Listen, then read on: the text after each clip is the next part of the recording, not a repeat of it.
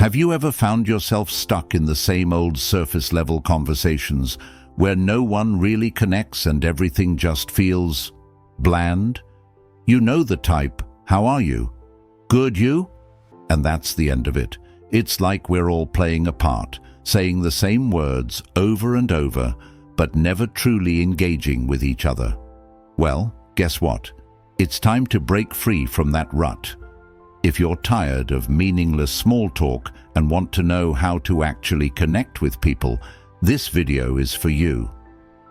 I'm about to reveal some unexpected, maybe even controversial strategies to turn your conversations into powerful, impactful exchanges that leave both you and the other person feeling heard, understood, and inspired. Stick around, because the tools I'm sharing today will not only change the way you talk to others, they'll change the way you experience the world. Ready to have conversations that matter? Keep watching. Number 1, the silence is power. Rule: here's a truth that might rattle you. Silence can be your most powerful weapon in a conversation. Yes, you heard that right. Now, I know what you're probably thinking, but isn't silence awkward? Doesn't it make things uncomfortable? Trust me on this, silence isn't just the absence of noise. It's a tool that, when used right, can change the entire course of a conversation. It might sound counterintuitive, but I promise it's something you need to try. We've all been there. You're in the middle of a conversation, and it's that uncomfortable moment when both of you start talking over each other, or maybe you're just desperately trying to fill the silence because you don't want the conversation to get too awkward. You know the type, the ones where everyone's scrambling to say something, anything, just to avoid that dead air. Sound familiar? It's like an unspoken pressure to speak constantly, to never pause, to just keep the conversation flowing. But here's the thing, that pressure is what's actually making the conversation shallow. Let me introduce you to a strategy that flips the script, the silence is power rule. Instead of constantly trying to fill every gap with words, you lean into the silence. You make a conscious choice to leave room for reflection, for deeper thoughts. Why does this work? Simple. Silence forces people to dig deeper. It challenges them to think beyond their initial response. You stop the cycle of empty chatter and create space for real, meaningful exchanges. It's about giving the conversation room to breathe and allowing people, including yourself, to process what's truly being said. Here's a story. I remember a time at work when I was in a meeting with a colleague who had a habit of dominating every discussion. I used to jump in quickly, trying to get my point across, just to avoid being drowned out. But one day I decided to break the pattern. As she spoke, I held back, just sat there, quietly listening, letting her finish. Then I didn't rush in with a quick response. I just waited. At first it felt uncomfortable, like the seconds were stretching out forever, but eventually she paused too. That brief silence. It forced her to reflect on her own words and rethink her stance. We ended up having a conversation that was far more productive and respectful. The silence wasn't awkward anymore. It was powerful. Now think about the emotional impact of this.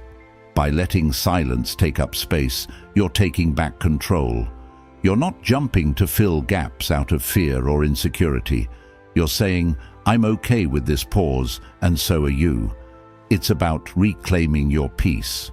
It's about respecting yourself and the conversation enough to not rush, to let things unfold in their own time. This subtle yet profound shift boosts your confidence. It empowers you to communicate with intention, to have conversations that aren't just heard, but felt. So, next time you're in a conversation and you feel that urge to fill every silence, try this instead. Embrace it. Let it linger. You might be surprised at how much more powerful your words become when they come after a moment of reflection.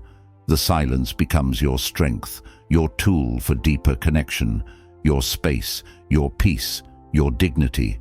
Silence isn't weakness, It's the secret weapon you've been overlooking. Number 2, ask the uncomfortable questions. Here's something that might feel a little strange. The best way to have a deeper, more meaningful conversation is to ask the uncomfortable questions. I know, your first instinct might be to run the other way at the thought of making someone squirm. But trust me on this. These questions, the ones that stir a bit of unease, are often the gateway to real connection and honest conversation. Now you might be thinking, but aren't those kinds of questions too intense? What if I offend someone? I get it. It feels risky, but here's the thing.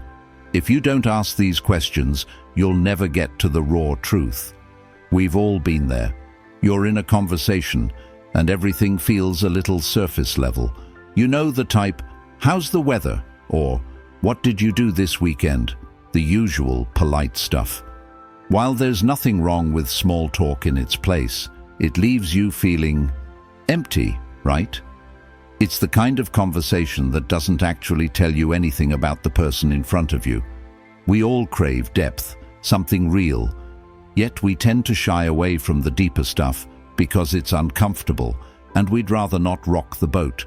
But what if I told you that leaning into that discomfort is actually the key to unlocking something far more meaningful?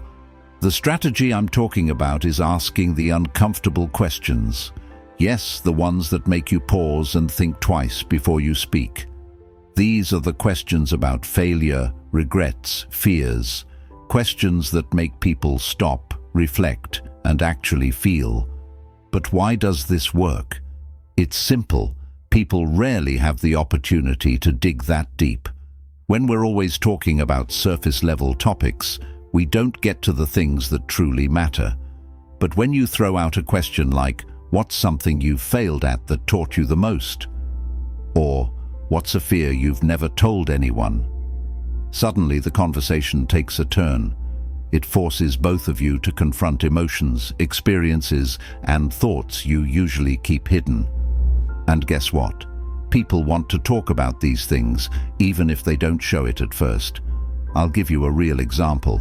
A few months ago, I was chatting with an old friend I hadn't seen in years.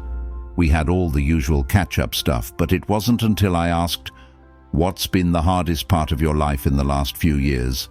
that things shifted. It was uncomfortable for sure. She hesitated for a moment, and I could tell she was weighing whether or not to dive in. But after a pause, she opened up about a personal loss, something she had never shared with me before. That one question, uncomfortable as it was, led to one of the most meaningful conversations I've ever had. Not only did we reconnect on a deeper level, but I also gained a whole new perspective on her life.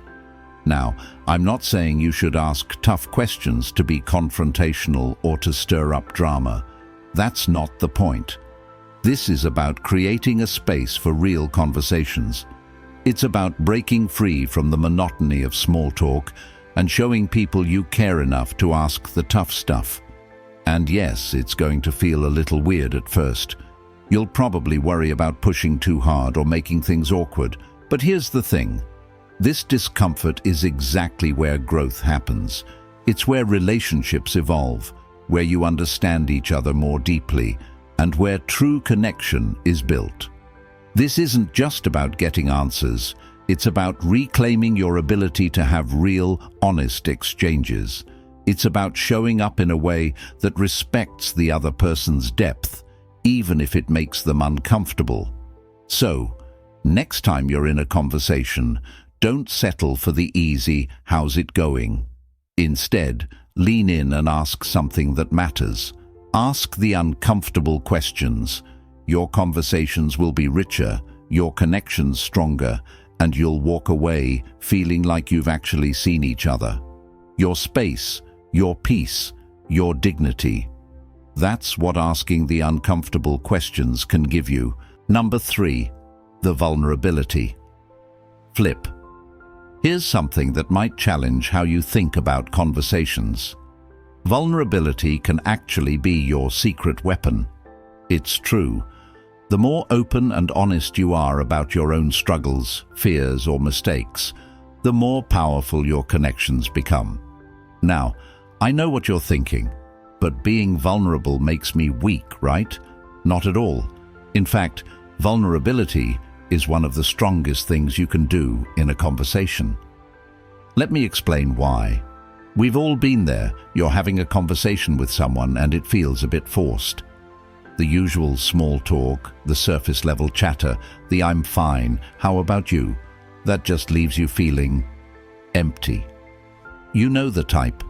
Those conversations where no one is really saying anything, they're just going through the motions. It's comfortable, sure, but it doesn't actually bring you any closer to the person.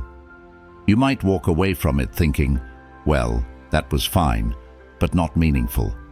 Ever wish you could just cut through all that and get to the real stuff? Well, here's where vulnerability comes in. The strategy I'm talking about is what I like to call the vulnerability flip. You take the risk and share something personal about yourself first. It could be a struggle you've been facing, a failure you've had, or something that's making you feel uneasy. Sounds counterintuitive, right? But trust me, by being the first to be open, you invite the other person to do the same. It flips the dynamic. Instead of waiting for the other person to be vulnerable first, you create a safe space by leading with your own honesty. And here's the kicker. People are often way more willing to open up when they see you've already taken that leap. I remember a time when I was chatting with a friend I hadn't seen in years. We were both doing the "How's Life" dance, and it was getting pretty standard. So I decided to try the vulnerability flip. I told her about a tough project I had been struggling with at work, how I felt like I was failing at it, and how it was honestly stressing me out more than I liked to admit. There was a brief silence, and I thought, maybe that was too much. But then, she leaned in, looked me right in the eyes, and said, "You know, I've been feeling the same way about something in my life too." And just like that, the conversation deepened. We didn't just talk about work. We talked about our fears, our pressures, and how we were coping with it all. It felt real. It felt meaningful. Here's the thing. When you share your vulnerabilities, it's not about seeking sympathy or validation. It's about creating a space where both you and the other person can be real. It's about showing up in a conversation as your true self, not just the polished, everything's fine version. This doesn't just benefit your relationships, it benefits you emotionally. No more pretending or putting up walls, no more over-explaining or trying to impress. Just you, being you, and letting the other person do the same. So the next time you're in a conversation and you're feeling that urge to keep it all together, try flipping the script. Share something real, something raw, and watch how the dynamic shifts. This is about reclaiming your space in a conversation, your peace in being yourself, and your dignity in no longer hiding behind a mask. Vulnerability is not weakness, it's strength. It's the foundation of real connections. And once you realize that, you'll never want to settle for surface-level talk again. Your space, your peace, your dignity. That's the power of the vulnerability flip. Number 4. Interrupt to interrupt the norm. Here's an idea that might sound a little disruptive. Sometimes the best way to make your conversations more engaging is by interrupting them. Now, before you start thinking, "Hold up, I thought interrupting was rude," hear me out. Interrupting the norm, the usual flow of boring, predictable conversation, can actually be the thing that sparks real connection and fresh dialogue. It might feel a little awkward at first, but trust me, it's worth it. We've all been in those conversations where we're just going through the motions. "How's work?" "Oh, same old." "How's the family?" "Good, thanks." It's the kind of conversation that's polite, sure, but it leaves you both feeling like you just wasted an hour of your life talking about nothing. You know the type, those conversations that leave no impact, no depth, They're safe, comfortable, and totally forgettable. You probably walk away thinking, well, that was nice, but did we even talk about anything meaningful? So, what if I told you there's a way to break free from that trap? The strategy I'm talking about is what I call interrupt to interrupt the norm. This isn't about interrupting someone mid-sentence to cut them off or be rude. It's about finding a way to disrupt the predictable, mundane rhythm of a conversation by saying something unexpected, something that challenges the usual back and forth. Instead of responding with a, "Yeah, work's been fine," try saying, "Actually, work's been a mess lately. I'm overwhelmed and don't know how to deal with it." Now, that's a shift.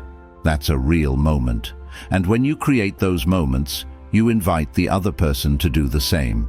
Let me give you an example. A while back, I was catching up with an old friend, and we were stuck in the usual loop. How's work? Good. How's life? Same old. You could feel the conversation dragging. So, I decided to interrupt the norm. I cut in and said, "Honestly, I've been feeling burnt out lately. It's like I'm running on fumes. How do you even deal with that?" I saw her eyes light up, and immediately she shared how she's been struggling with the same thing. That one little interruption turned the entire conversation into something real. We didn't just talk about our jobs, we talked about burnout, stress, and how we were both dealing with it. It was raw, it was human, and it was deeply connecting. Interrupting the norm works because it forces you to break free from autopilot mode. You stop following the scripted, polite small talk and give yourself permission to be real. It's not about being confrontational, it's about being intentional. It's about saying, "I'm not here for surface-level chatter. I'm here for something that actually matters." And yes, at first it feels a little uncomfortable, but that's the point. Real conversations happen when you get uncomfortable, when you challenge the usual patterns. You'll find yourself walking away from these interactions feeling more seen, more understood, and more connected. By interrupting the norm, you're reclaiming your space in the conversation. You're taking back your right to talk about what really matters: your struggles, your successes, your dreams, and your challenges. No more hiding behind polite formalities or avoiding the hard stuff. When you make this shift, you stop over-explaining, you stop backing down, and you start showing up as your real self. And guess what? People notice. They'll appreciate your honesty and probably even start following your lead. So, next time you find yourself in one of those surface-level conversations, don't be afraid to interrupt the norm. Say something unexpected. Share what's really on your mind. This is about you, your space, your peace, and your dignity. Break the cycle of boring, forgettable talk. The best conversations happen when you interrupt the usual and create room for something meaningful. Number 5. The "No, how are you?" challenge. Here's a fun challenge for you. What if you never asked, "How are you?" Again? I know. That's the standard go-to question, right? It's what we ask when we see someone. It's automatic. But let's be honest. How often does it lead to an honest conversation? Most of the time you get a polite, "I'm good," and that's it. So, why do we keep asking it? Why do we default to a question that doesn't really invite a meaningful answer? I'm going to challenge you to skip the "How are you?" and see what happens. We've all been there. You run into an old friend or even a co-worker, and the first thing you do is ask, "How are you?" The conversation follows the same predictable pattern. "Good, you? Good? Thanks?" And then what? Nothing. You move on, feeling like you just wasted a moment that could have been more interesting. It's that socially ingrained routine that doesn't allow us to dig deeper. But imagine if, instead of "How are you?" you asked something different, something a little more unexpected, more personal. Here's the challenge. Instead of asking, "How are you?" Try asking questions that actually mean something, like, what's something that made you smile today? Or, what's been the best part of your week so far? I know this might sound like a weird change at first, but trust me on this. It opens up space for real connection. You're getting people to reflect, to think, and most importantly, to feel. Instead of a generic response, you might get something like, well, I had the best coffee this morning, or I finally finished that project I've been putting off. These aren't just empty replies. They give you a window into their world, something to really talk about. Let me tell you about the time I tried this challenge. I was at a party and I ran into a friend I hadn't seen in months. Normally we'd start with, "How are you?" But this time I thought I'd try something different. So instead of the usual, I asked, "What's been making you laugh recently?" At first she looked a little confused, but then she smiled and said, "Actually, I've been binge-watching this show that's ridiculous but hilarious." The conversation took off from there, and we spent the next 20 minutes talking about TV shows, inside jokes, and laughing together. It felt refreshing, real, and we both walked away feeling like we'd connected on a deeper level. When you skip the "how are you" and try something new, you're reclaiming your time and your energy. You're shifting away from the boring, the habitual, and stepping into something more intentional. And here's the kicker. You don't just help the other person open up, you open up too. Asking a meaningful question forces you to listen, and listening actively helps you form a more genuine bond. You're not just floating through the motions, you're engaging, you're present, and that's where the magic happens. This is about giving yourself permission to not settle for shallow, polite exchanges. You're saying, "I'm here for something more. I'm not afraid of a little vulnerability, and I'm not afraid to ask the hard questions." You're also inviting others to do the same. It's not about avoiding small talk altogether, but about enhancing it. You're offering space for real answers and, in turn, real connections.